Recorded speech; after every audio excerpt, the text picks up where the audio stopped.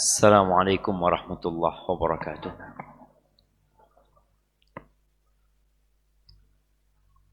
Alhamdulillah alladzi anzala alaina al-ma. Segala puji bagi Allah Jalla Jalaluh yang telah menurunkan buat kita air. Karena memang sejatinya segala sesuatu yang hidup itu diciptakan dari air.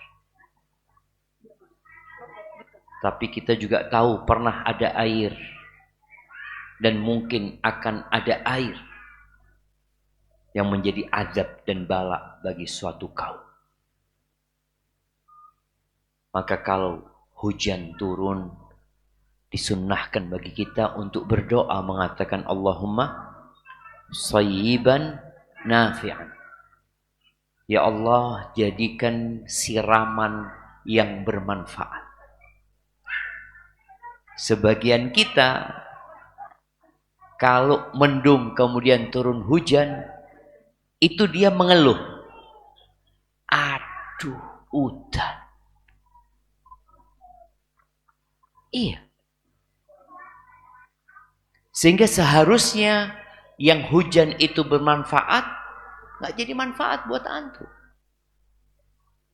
Coba antum katakan Allahumma sayyiban nafi'an. Dan di antara waktu yang mustajab berdoa adalah ketika hujan turun. Antum manfaatkan waktu. Oke, antum basah. Atau orang-orang yang jualan. Jualan apa yang paling terdampak ketika hujan? Mau jualan es, mau jualan bakso, kalau sudah hujannya tidak ada orang keluar rumah, jemaah. Tapi kalau pas dia jualannya siang hari, es, kemudian turun hujan, apa yang seharusnya dia lakukan? Tetap berdoa Allahumma sayyiban nafi'an. Dan ketika musim hujan, jualannya seharusnya diganti. Ganti apa? Ganti gorengan. Ganti yang panas-panas. Dan subhanallah memang jamaah. Ternyata bisnis itu juga perlu ilmu dan belajar. Kadang-kala ada orang, enggak, saya ini dagangan saya sudah. Sejak zaman dulu saya itu jualan es. Musim hujan tetap musim hujan saya jualan es. Ya semoga Allah berkahin dagangannya. Allahumma salli wa sallim ala abdika wa rasulika sayyidina wa maulana Muhammadin wa ala alihi wa ashabihi ajma'in. Amma ba'd. Ahibati fillah. Kita berbincang tentang perceraian. Tentang pemutusan hubungan yang sejatinya diadakan untuk meraih sakinah, mawaddah dan rahmah. Tapi terkadang yang diinginkan dan diharapkan tidak terjadi. Kita sudah sampaikan bahwasanya cerai adalah solusi terakhir. Dan sebagian ulama menyatakan bahwasanya hukum asalnya perceraian itu terlarang kecuali ketika ada sebabnya. Tapi ada satu pembahasan sebelum kita membahas tentang hukum cerai dalam kondisi emosi. Masalah at-tafwid. Tafwid ini menyerahkan hak cerai kepada istri. Kan sejatinya yang bisa menceraikan itu suami. Bagaimana seorang suami yang mengatakan kepada istrinya, terserah engkau, urusannya aku serahkan kepada engkau. Kalau engkau mau menceraikan dirimu, silahkan. Ada suami yang tidak ingin menceraikan istrinya. Tapi istrinya terus ganyang. Ayo, pegatan aku. Ceraikan saya, talak saya. Sang suami tidak ingin menceraikan. Lalu sang suami mengatakan, urusanmu ada di tanganmu. Kalau engkau mau menceraikan dirimu, silahkan aku serahkan dirimu kepada dirimu sendiri. Kemudian sang perempuan, oh iya, sudah, aku ceraikan diriku dari diri. Jatuh nggak cerai? Jatuh. Jadi berdasarkan sepakat 4 madhab, jatuh. Kalau benar sang suami menyerahkan kepada istri. Ada perbedaan pendapat di antara para ulama bagaimana kalau penyerahannya itu sejak sebelum nikah. Ketika mau nikah atau pada saat pernikahan sang suami mengatakan, iya, aku menikah dengan engkau dan hak cerai ada pada dirimu. Bisa enggak? Dari sejak awal nikah sudah menyerahkan urusannya kepada istrinya. Menurut jumhur enggak bisa. Karena belum terjadi pernikahan.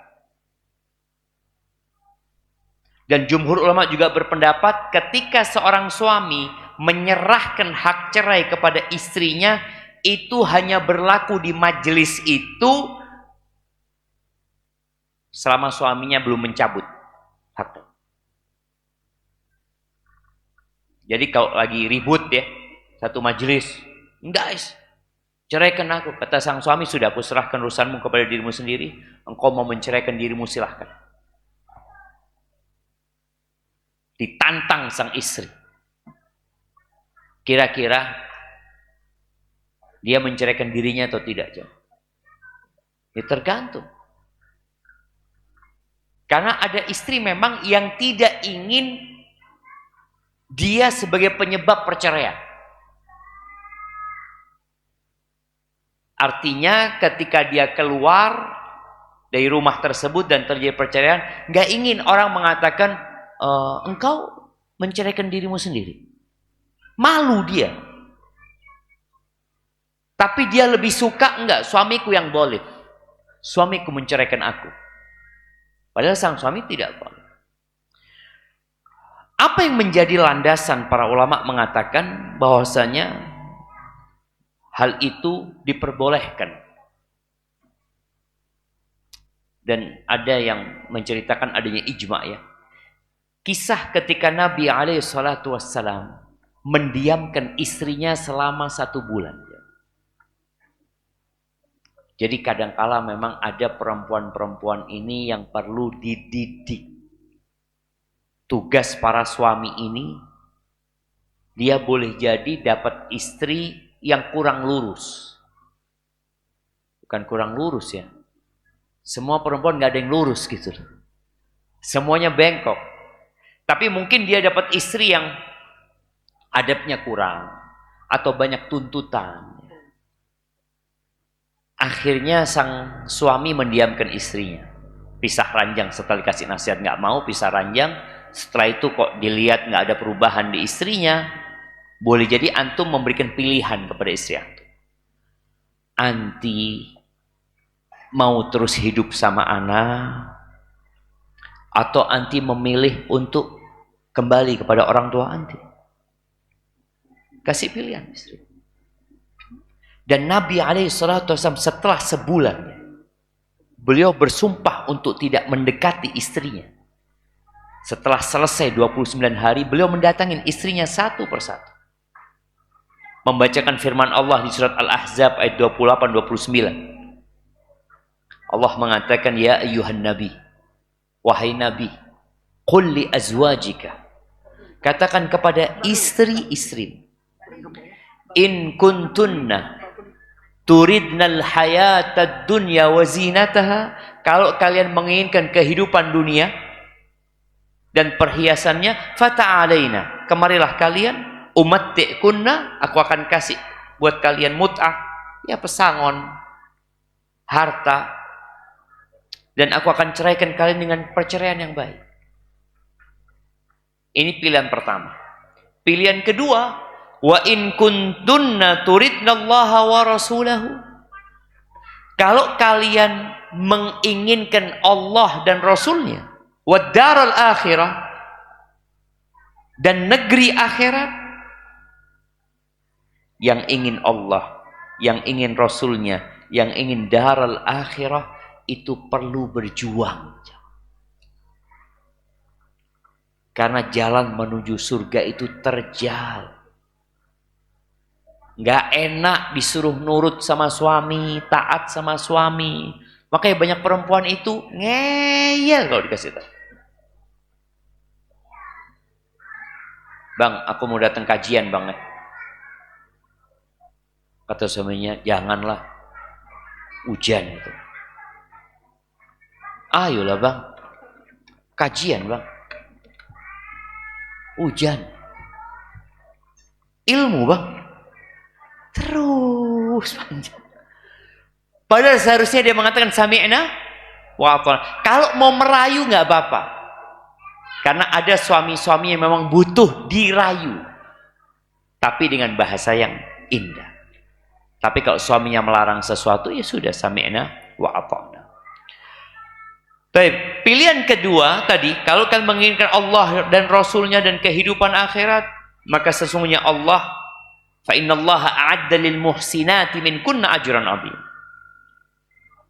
Allah menyediakan pahala yang besar buat orang-orang yang berbuat baik di antara kalian. Aisyah menceritakan, khayyarana Rasulullah sallallahu alaihi wasallam, Nabi alaihi salatu wasallam memberikan pilihan kepada kami.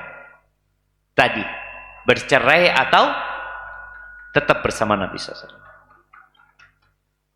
Fakhtarnallaha wa rasulahu.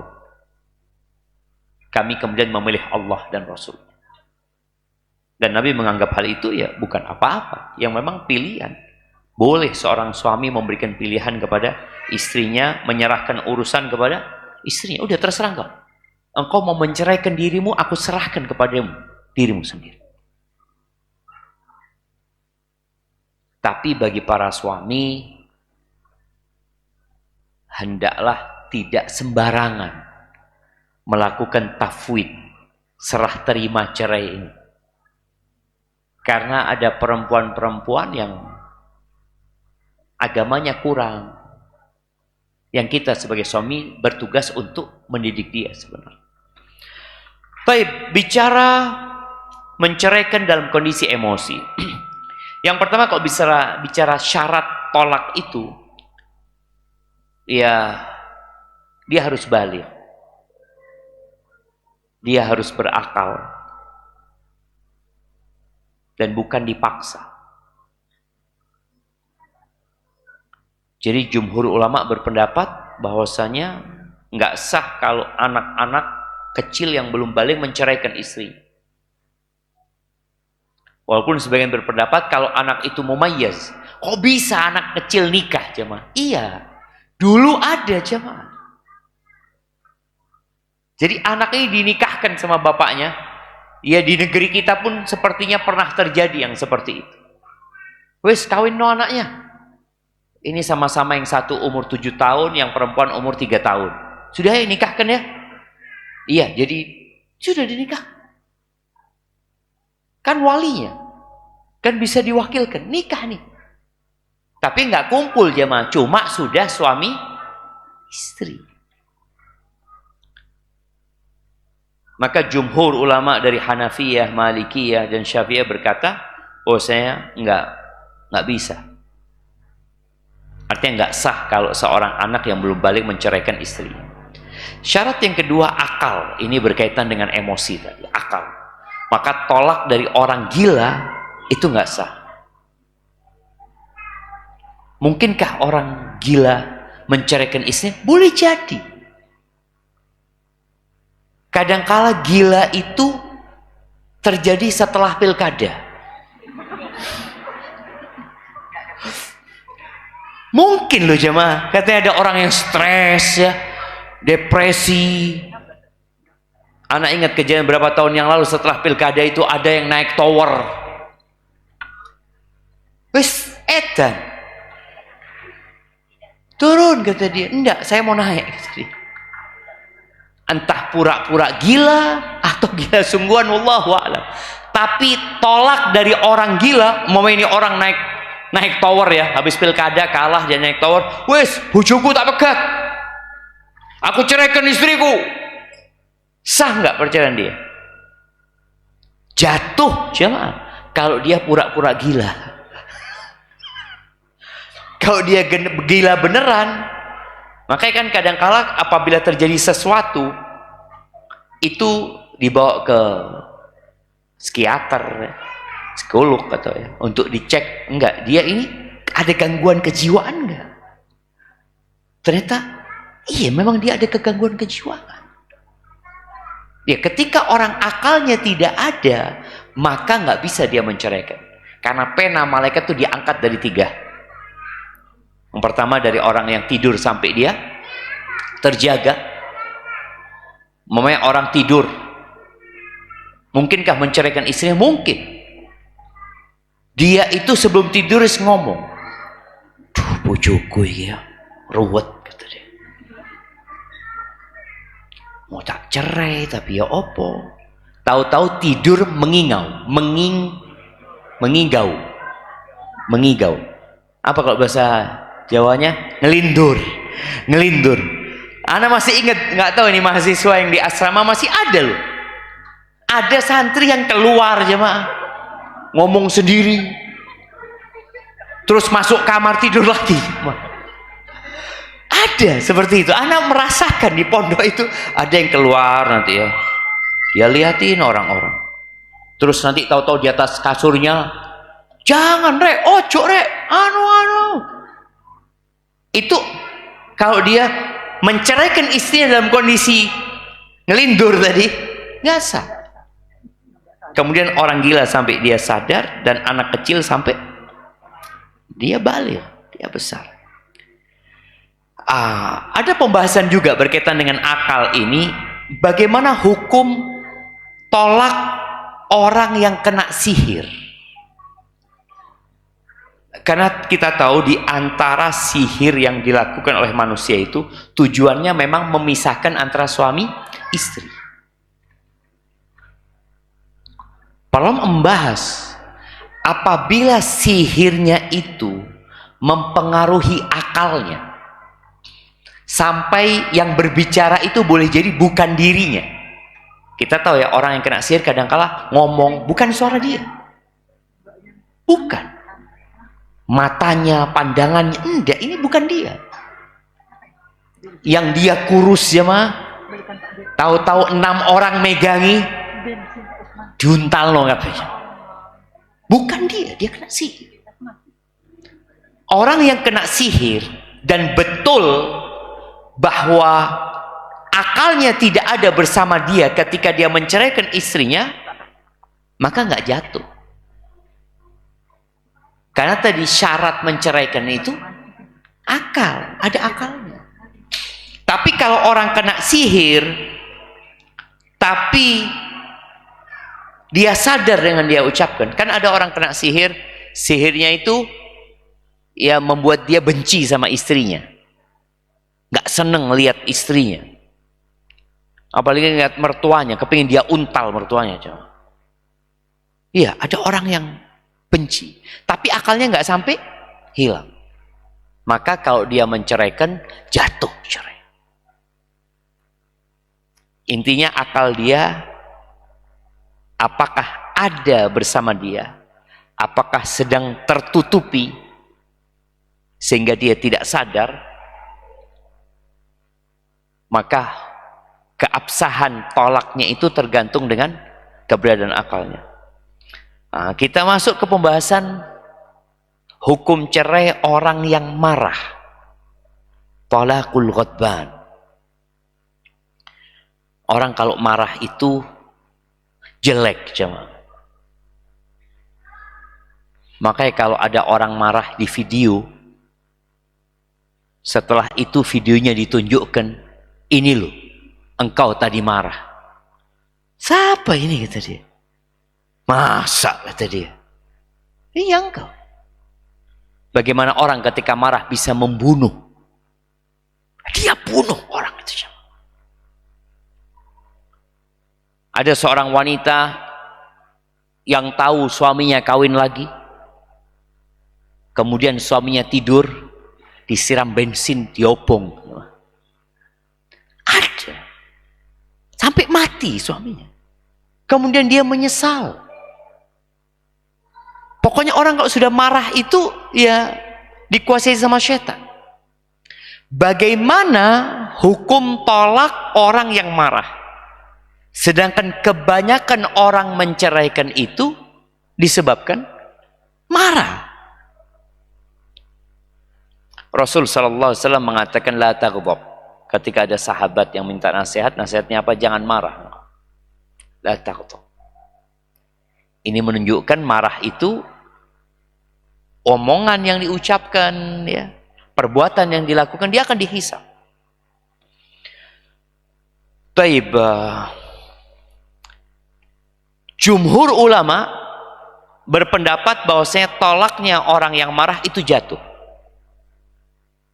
Walaupun ada di antara para ulama yang membagi emosi itu 3 macam.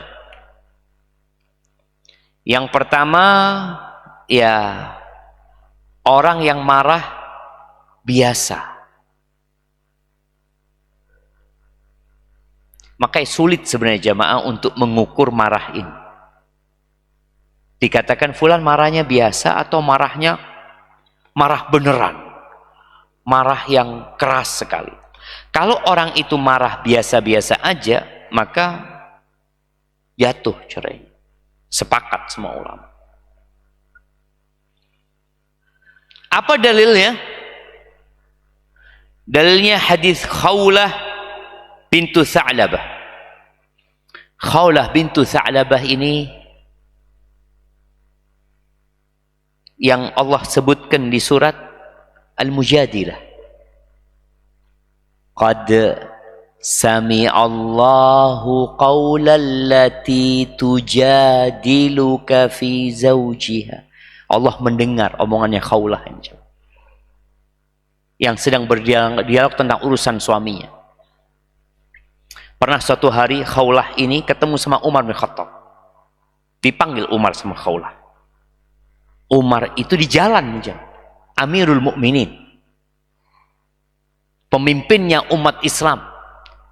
Yang kekuasaannya pada waktu itu sudah sampai Urshalim, sudah sampai Syam, sudah sampai Irak, Iran sana. Dipanggil sama Khawlah, ini diem. Sampai orang-orang heran, Umar yang keras biasanya, yang tegas seperti ini, dipanggil Khawlah, dengar dikasih nasihat sama Khawlah. Ketika sudah selesai, Khawlah pergi. Tanyalah orang-orang ini, ya Amirul Mukminin, engkau kok menyimak dengan penuh perhatian kepada perempuan itu? Siapa perempuan itu? Gimana aku nggak mau mendengarkan dia? Allah aja dengar omongannya dia.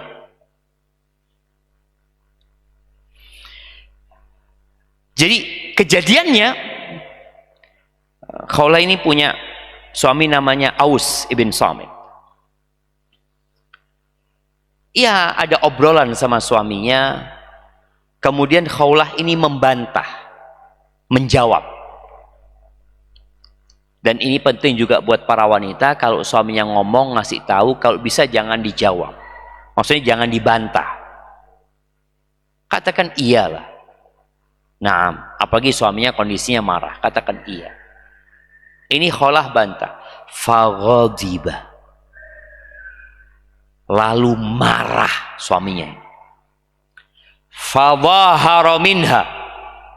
Karena marah, akhirnya suaminya melakukan zihar. Zihar ini mengatakan kepada istrinya, anti alayya ka dhahri ummi. Engkau buat aku seperti punggung ibuku. Dan ibunya mahram. Artinya menyamakan istri dengan ibunya. Artinya haram sudah untuk dihubungi. Seakan-akan dia mengharamkan istrinya untuk diri. Ini namanya zihar. Wa kana syaikhan kabiran qad sa'a khuluquhu wa dhajir. Suaminya ini sudah tua renta, jemaah. Dan subhanallah ya, salah satu yang menyebabkan kepribadian orang berubah dan karakter orang itu berubah adalah ketuaan. Makanya antum kalau punya orang tua, baik ibu atau bapak, ketika sudah tua renta, mudah marah, mudah tersinggung, wajar. apalagi sakit. Itu biasanya lebih perasa lagi. Ini awal sudah kayak gitu tuh. Dikatakan akhlaknya udah nggak bener dia. Dan orang yang suka mengeluh. Akhirnya Khawlah ini disebutkan Khawlah ini nggak punya jilbab, nggak punya jilbab buat keluar rumah. Maka pinjem Khawlah ke rumah tetangganya. Supaya antum tahu bagaimana kondisi para sahabat pada waktu itu. Akhirnya dia pinjam jilbab, dia datang kepada Nabi SAW. Maka dia ceritalah Khawlah ini tentang suaminya. Suamiku ini, ya, setelah aku punya anak dari dia, kemudian dia dengan mudahnya mengharamkan dirinya, melakukan zihar itu. Akhirnya turunlah surat Al-Mujadilah. Intinya dari hadis ini, ucapan suami Khawlah ketika marah itu konsekuensi hukumnya ada dan terjadi zihar itu. Maka akhirnya sang suami kalau mau menghubungi istrinya ada kafarat yang harus dia bayar. Ini sebagai dalil bahwa orang marah itu hukum talaknya jatuh. Taib. Dan zihar itu dulu dianggap tolak dulu jamaah. Dalam Islam enggak, zihar bukan tolak. Zihar hukumnya tadi ada kafaratnya. Dan berkaitan dengan hal ini, sekali lagi ini hal yang ijma ya, berkaitan dengan marah yang belum keras marahnya. Ya tadi kan dia omongin gitu, marah langsung dia mengatakan anti alaika dhahri ummi. Baik. Yang kedua, marah yang sampai membuat akalnya hilang. Ada orang marah itu sampai nggak sadar. Apa bukti kalau akalnya dia nggak ada bersama dia? Dia nggak sadar, dia ngelempar sini, ngelempar sana, teriak-teriak. Kemudian dia mengatakan, aku ceraikan engkau 1.000.000 kali. Sudah, sang istri akhirnya pulang ke rumah orang tuanya. Sang suami sadar, istriku mana? Loh, istrimu mana? Sudah kau ceraikan? Loh, enggak, aku nggak nyeraikan istriku. Jadi dia benar-benar nggak sadar dengan yang dia ucapkan. Marah yang sampai puncaknya ini, yang sampai membuat akal itu hilang, seperti orang mabuk jamaah. Maka ulama sepakat nggak jatuh. Nggak jatuh. Kenapa? Karena akalnya nggak ada bersama dia. Maka dia dihukumi seperti orang gila. Dan ini ada yang menukil ijma bahwasanya orang yang marah sampai tertutup akalnya itu seperti orang gila sehingga nggak jatuh cerainya. Taib, yang diperselisihkan oleh para ulama, orang yang marah sampai tingkat kemarahan yang lumayan dahsyat tapi nggak sampai akalnya hilang, dia sadar, dia menceraikan istrinya dalam kondisi marah yang memuncak tapi dia sadar, aku ceraikan engkau. Ya, namanya orang marah, dia mungkin sambil menahan diri ingin melakukan KDRT sama istrinya tapi dia tahan, akhirnya dia ngomong, dia menceraikan istrinya. Ini permasalahan yang diperselisihkan, tapi 4 madhab sepakat jatuh. Jadi marah yang biasa, marah yang tengah-tengah ini, itu jatuh. Yang nggak jatuh itu marah yang menutup akal. Karena banyak orang-orang akhirnya cari fatwa supaya talak yang dia ucapkan itu tidak sah. Dia berdalil mengatakan, saya marah waktu itu Pak Ustadz. Marah yang mana? Ini kan tadi standar marah yang mana itu yang sulit untuk ditetapkan. Kalau marah yang sampai puncaknya saya nggak sadar dengan saya ucapkan, nggak jatuh. Tapi kalau marah, ya saya marah, saya sadar gitu Ustaz, bahwa saya menceraikan istri saya. Tapi saya nggak kuat Ustaz, nahan diri Ustaz. Dan ini buat para wanita tadi, kalau suaminya sedang emosi, sedang marah, jangan memancing. Suaminya ngancam, umpamanya, engkau kalau tetap nggak nurut, saya ceraikan nanti. Ini kan masih ancaman, belum ya? Loh, ceraikan sekarang saja. Sekarang. Ada perempuan yang memancing jemaah. Loh, suami ditantang, jadi jemaah. Maka tadi tolong wanita kalau suaminya marah, tahan. Karena ana lebih condong kepada pendapat jumhur ulama yang mengatakan jatuh cerainya. Ada sebagian mengatakan enggak, tapi jumhur ulama berpendapat jatuh. Apa dalilnya? Ya, tadi hadis Khawlah yang dizihar sama suaminya dalam kondisi marah, dan ternyata ada konsekuensi hukumnya. Kemudian orang yang marah itu mukallaf. Selama akalnya ada sama dia, dia itu mukallaf. Artinya mukallaf itu segala tindakan yang dia lakukan itu akan dihisap. Penanya malaikat tidak diangkat. Yang diangkat itu cuma dari 3 orang. Majnun, yang tidur, sama yang belum balik. Nih orang marah, mukallaf dia. Makanya dilarang marah. Dan ketika Allah Azza wa Jalla menyebutkan tentang orang-orang yang bertakwa itu, apa kata Allah? Wal kadhiminal ghaidh. Orang yang menahan emosinya. Nabi alaihissalam ini buat yang suka marah. Nabi alaihissalam nggak pernah marah jamaah untuk dirinya. Beliau baru marah kalau agama yang dilanggar, syariat yang dilecehkan, baru beliau marah. Sedangkan kita kebanyakan marahnya untuk dirinya dan hampir tidak pernah marah untuk agamanya. Tidak pernah marah untuk agama. Coba antum lihat, kapan ana marah buat agama ya? Yang ada untuk diri kita.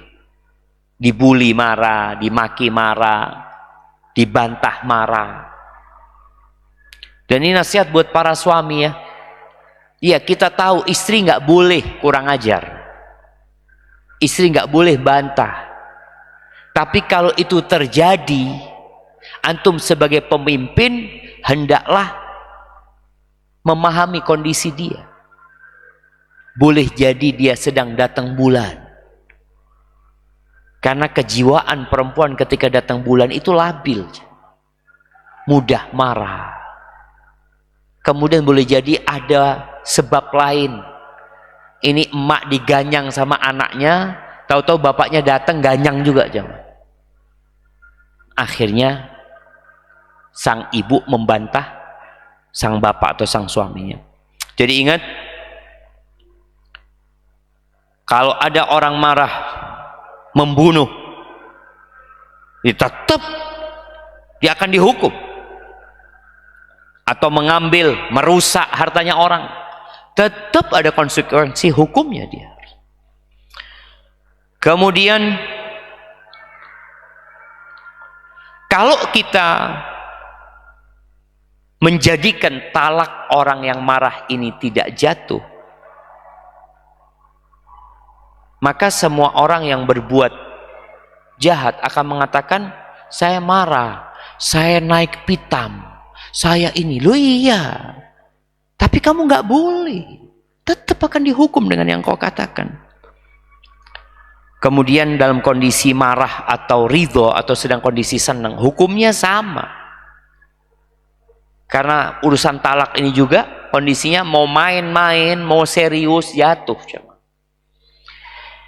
Baik, ada yang mengatakan nggak jatuh talak itu dalam kondisi marah yang pertengahan tadi. Ini pendapat Ibnul Qayyim rahimahullahu taala, dan mungkin kalau antum membaca fatwa Syekh bin Baz dan Syekh bin Utsaimin, mereka juga termasuk yang mengatakan tidak jatuh. Jadi kalau nanti antum baca fatwa Syekh Utsaimin, enggak, Syekh Utsaimin mengatakan enggak jatuh. Iya, betul. Tapi jumhur ulama berpendapat jatuh. Karena memang tadi bagaimana standarnya, bagaimana membedakannya. Hadza wallahu a'lam bishawab. Kita dengarkan azan dulu.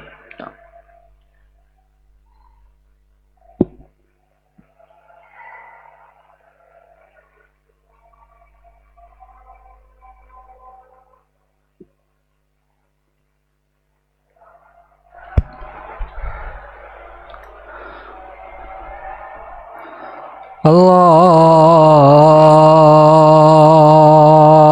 Akbar, Allahu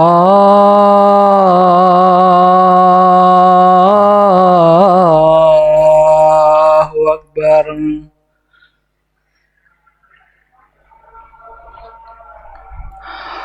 Allahu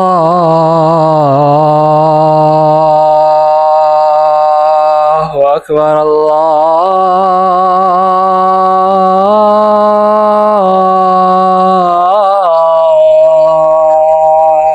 Akbar.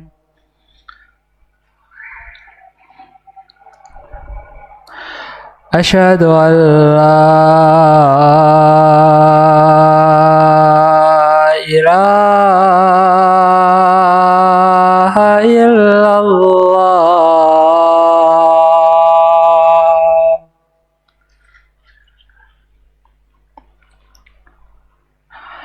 Asyhadu an la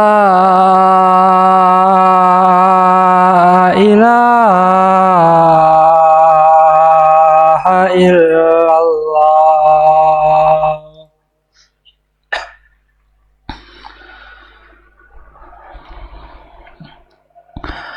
Asyhadu anna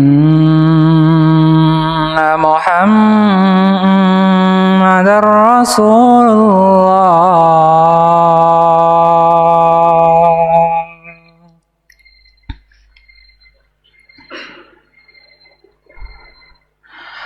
Asyhadu anna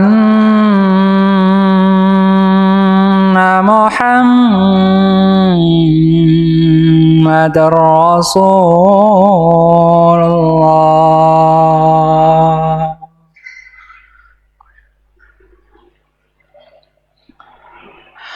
Hayya 'alas shalah.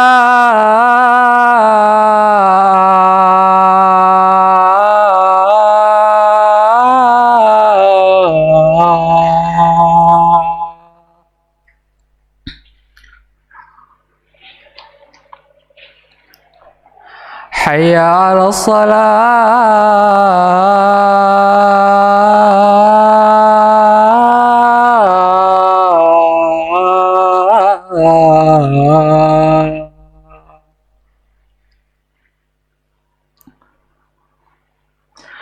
Hayya 'alal falah.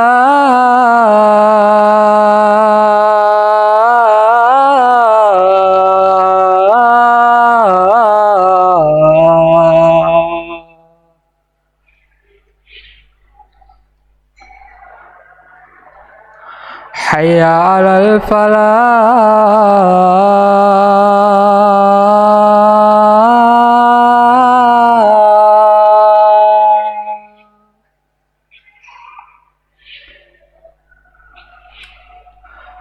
Allahu Akbar, Allahu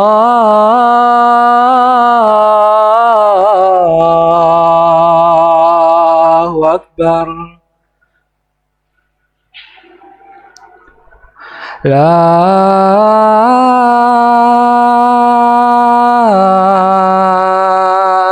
ilaha illallah.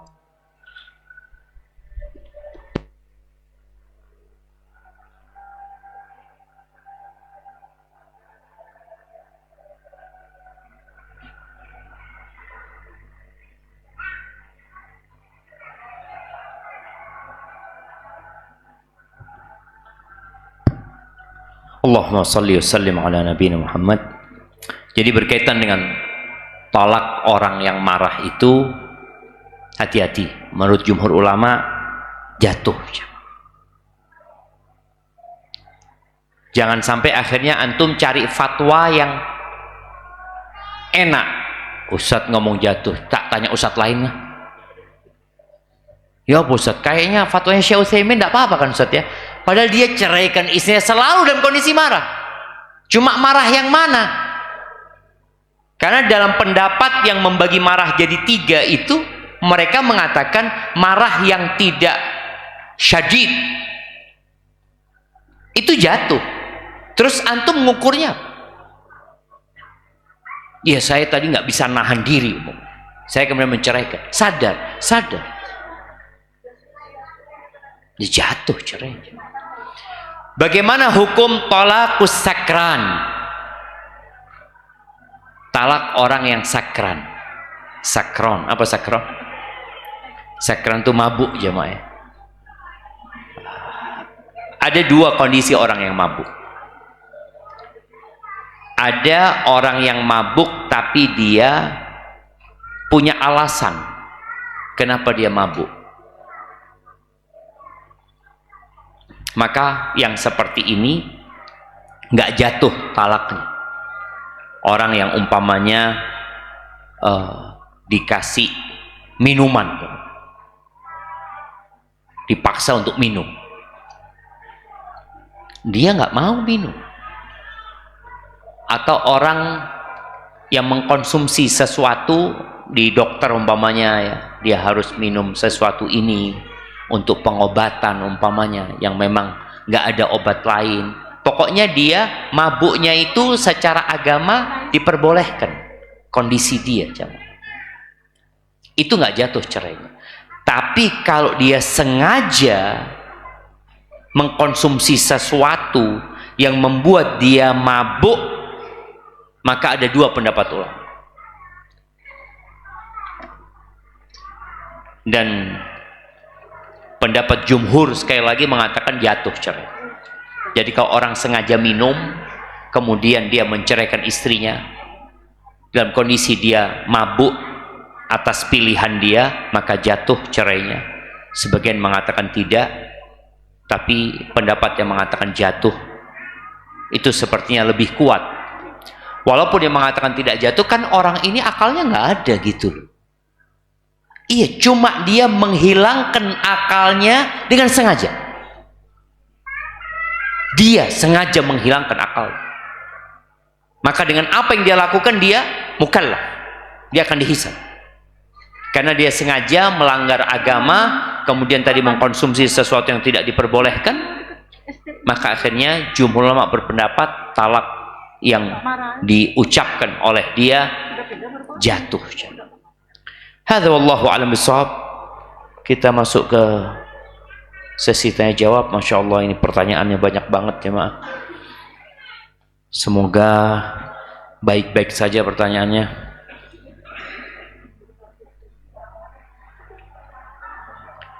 Assalamualaikum Ustaz, saya ibu dari 2 anak yang semua anak-anak saya bersekolah di Al-Irsyad.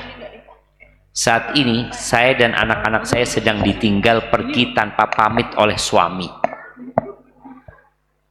Tanpa pamit oleh suami saya yang ikut jamaah tabligh ke Pakistan. Hal ini sudah kedua kalinya dilakukan oleh suami saya, dan saya tidak ingin ada yang ketiga kalinya. Apa harus saya lakukan untuk menghentikan kezaliman yang suami saya lakukan, serta amalan apa yang membuat suami saya kembali ke sunnah?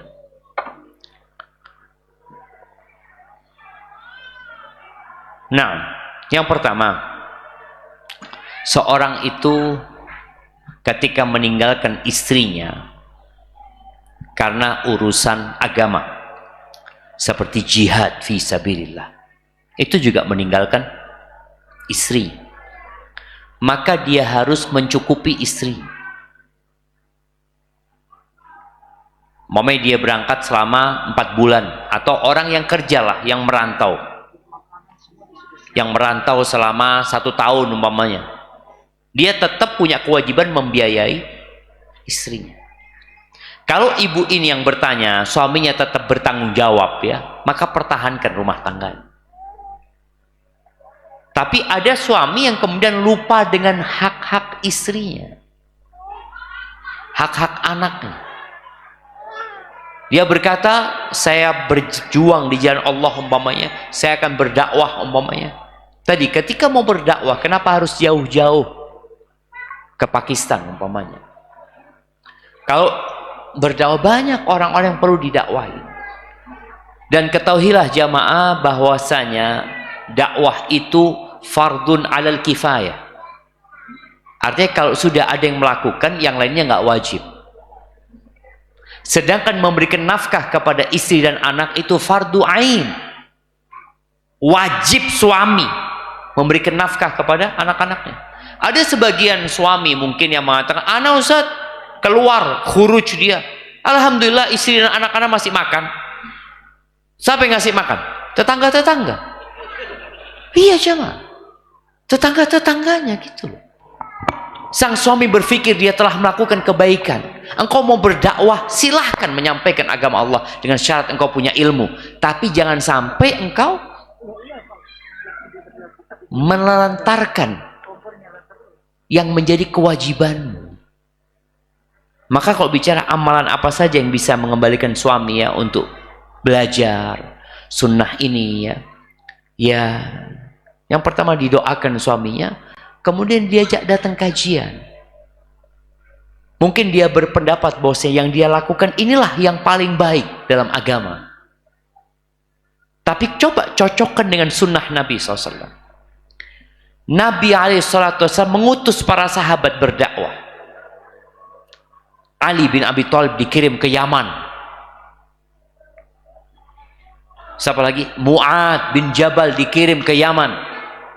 Abu Musa al-Asy'ari dikirim ke Yaman. Aminu hadil ummah Abu Ubaidah Amir bin Jarrah dikirim ke Bahrain. Ketika orang-orang itu minta orang yang dikirim untuk mengajar di sana, Nabi SAW tidak menyuruh semua sahabat, dipilih yang memang punya kemampuan untuk melakukan itu. Tapi secara umum kita wajib berdakwah jemaah. Mau itu ustadz nggak ustadz wajib berdakwah terhadap orang-orang yang menjadi tanggung jawabnya. Bapak wajib mendakwain anak-anaknya, suami wajib mendakwain istrinya, bos di perusahaan wajib mendakwain anak buahnya.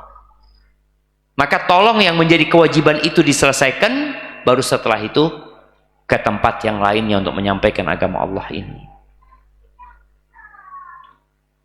Hadza wallahu a'lam bissawab. Assalamualaikum Ustaz. Ana nemuin baju. Tapi ana bilang biarin aja dulu. Siapa tahu nanti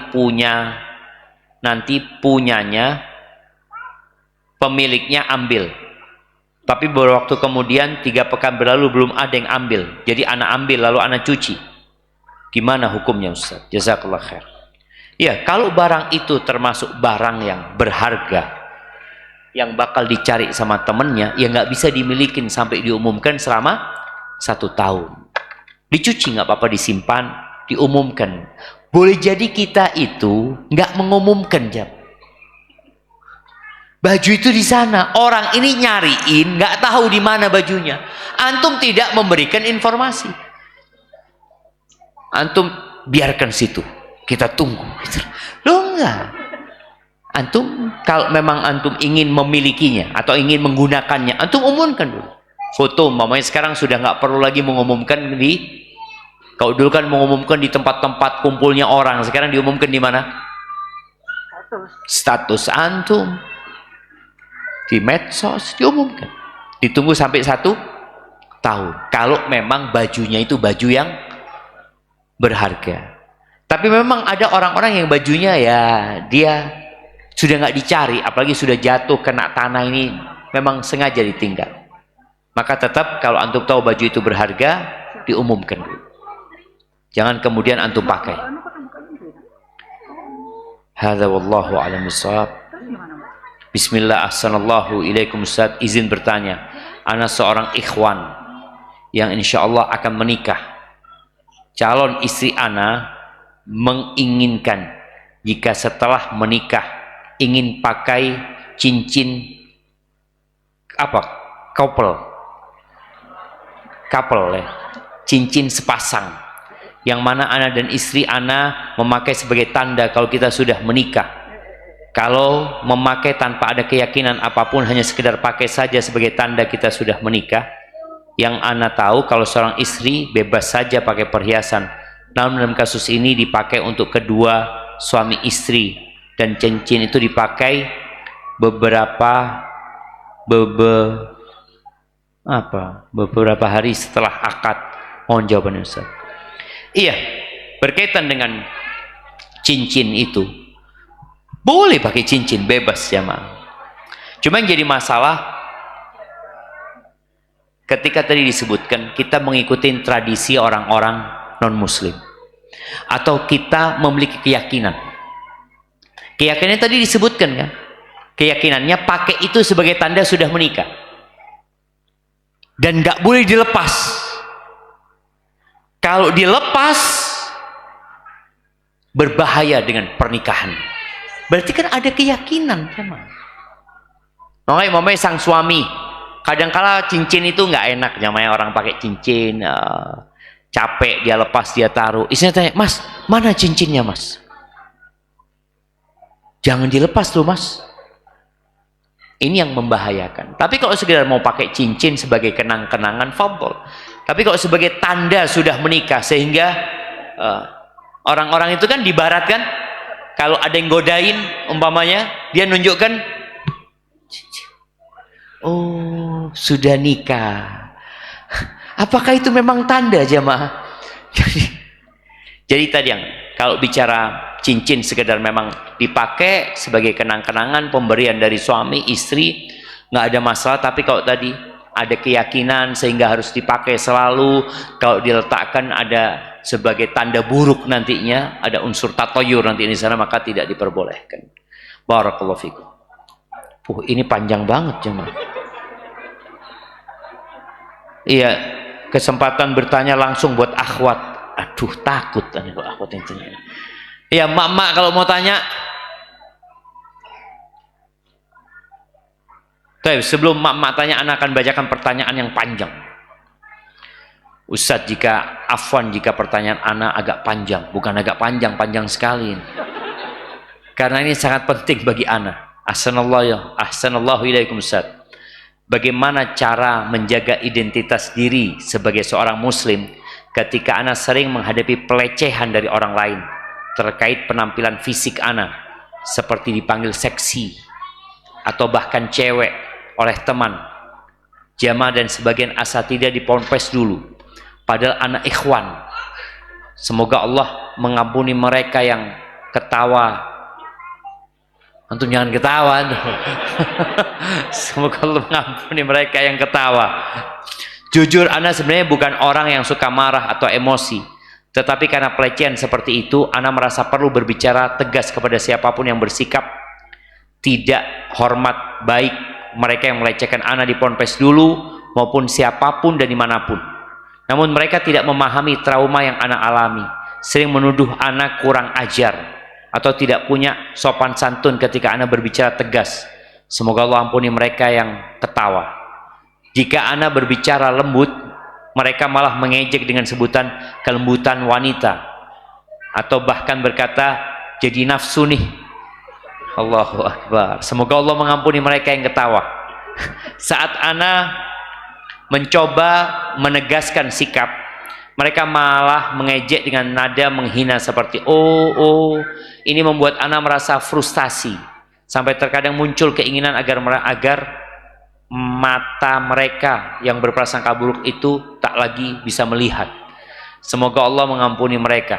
Bahkan ketika ana berbicara tentang akhwat, hal yang wajar jika seorang ikhwah tertarik kepada akhwat, mereka justru bermuka masam. Ana sudah paham bagaimana pandangan nafsu ikhwan kepada ana, karena ana bukan seperti akhwat yang tidak merasa dipandang nafsu oleh ikhwan. Apa nih jemaah? Bagaimana langkah yang tepat untuk menetapkan batasan menghargai diri sendiri dan menghadapi mereka yang tidak menghormati di lingkungan sosial, karena ana khawatir kejadian seperti ini berulang di kampus ini. Taib, jamaah rahimakumullah. Sepertinya ana pernah mengalami masalah yang sama. Ana dulu waktu masuk pondok, ana itu pernah sakit hati, ketika ana lagi ya sampai hari ini ana ingat ya. Ana ingat orangnya, tempatnya, dan waktunya. Ana ketika lagi ngambil makanan, ada seorang perempuan yang sedang mengirimkan makanan buat abangnya atau buat adiknya ke pondok, dikirimin. Lalu dia ngomong sama saudaranya ini, "Siapa Min?" "Mak Ratin," kata dia. Itu bahasa Madura. "Siapa Min?" katanya. "Kok ayu anak ini?" katanya. Loh, kita lanang dibilang ayu jamaah, loro hati kan jamaah. Sejak itu akhirnya ana ikut bela diri. Iya, artinya tadi bicara jati diri, ana harus menunjukkan ana ini laki.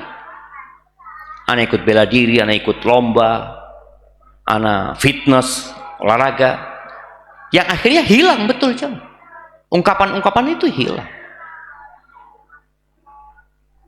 Maka nasihat ana buat yang bertanya ini, engkau perlu menunjukkan jati dirimu kalau engkau laki, agar mereka tidak lagi membulimu. Maka usahakan mulai saat ini, tadi engkau berolahraga, engkau ya olahraga main bola bersama yang laki-laki ya, kemudian ikut bela diri, kemudian jaga tubuhmu seperti itu. Kemudian bicara ngomong sama orang, 90% akhlak mulia itu ada di taghaful, mengabaikan omongan orang itu jangan dimasukkan ke hati. Sampai ada cerita ketika seorang dibuli, ketika orang ini dibuli kemudian dia sakit hati, orang yang membulinya itu semakin menjadi-jadi karena dia merasa ada korban yang bisa dia bully. Tapi ketika orang ini dibuli lalu mengatakan jazakallah khair, syukran, barakallahu fikum, makasih banyak ya. Kalau dikatakan engkau kok bau gitu, jazakallah khair atas informasi, makasih, sudah tanggapin dengan positif. Tapi kalau antum tanggapin dengan seperti tadi, antum marah-marah, antum malah nggak dihargai sama mereka. Maka yang perlu dilakukan, bagaimana yang bertanya ini merubah penampilannya.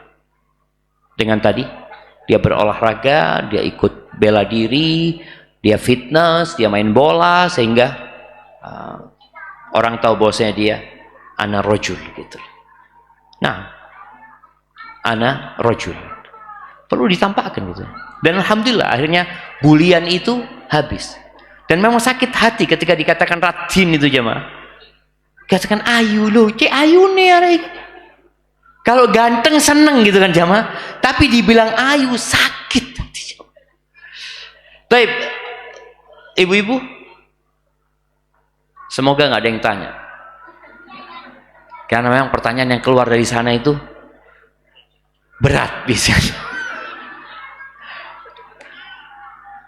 Assalamualaikum Ustaz.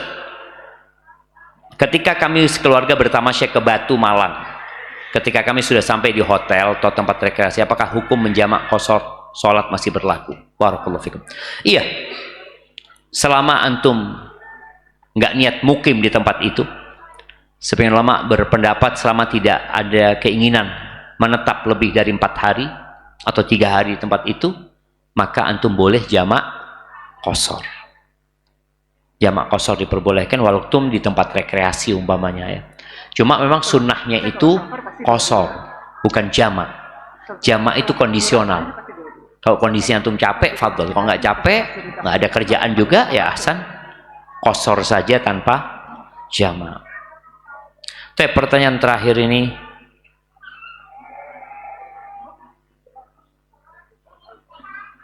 izin bertanya, hadis tentang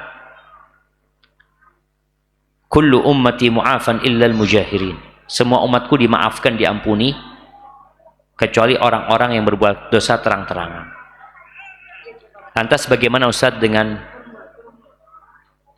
surat An-Nahl yang artinya kemudian sesungguhnya Tuhanmu mengampuni orang-orang yang mengerjakan kesalahan karena kebodohan, kemudian mereka bertobat, setelah itu memperbaiki dirinya. Sungguh Tuhanmu setelah itu benar-benar maha pengampun dan penyayang. Apakah kita jika sudah terlanjur membuat dosa terang-terangan kemudian bertobat, apa kita tidak akan mendapatkan ampunan seperti hadis di atas? Atau Allah subhanahu wa ta'ala mengampuni seperti di An-Nahl? Ahibati fillah, hadis yang pertama itu berkaitan dengan orang yang tidak bertaubat, ya. Kullu ummati mu'afan illal mujahirin. Artinya seorang yang berbuat dosa itu masih ada kesempatan untuk diampuni sama Allah walaupun dia nggak tobat. Dosa yang tidak diampuni sama Allah cuma syirik. Nah, orang yang berbuat dosa terang-terangan itu berpotensi untuk tidak diampuni. Artinya dia akan dihukum dan dimasukkan ke neraka walaupun tidak kekal di dalamnya. Namun kalau bertobat, Allah mengatakan innallaha yaghfirudz dzunuba jami'a. Allah mengampuni semua dosa. Kalau orang bertobat, mau syirik pun kalau bertobat diampuni. Jadi kalau seorang pernah berbuat dosa terang-terangan kemudian dia menyesal dan bertobat, Allah akan terima taubat dia. Tapi kalau tadi ada orang berbuat dosa sembunyi-sembunyi kemudian dia nggak bertobat, jemaah, sampai meninggal dia nggak bertobat, mungkinkah dia diampuni? Mungkin masih. Mungkin. Tahtal masyiah, kalau Allah ingin ampuni, Allah ampuni. Jadi kesempatan untuk diampuni masih ada. Hadza wallahu a'lam bissawab. Subhanakallahumma wa bihamdika asyhadu an la ilaha illa anta astaghfiruka wa atubu ilaik. Assalamualaikum warahmatullahi wabarakatuh.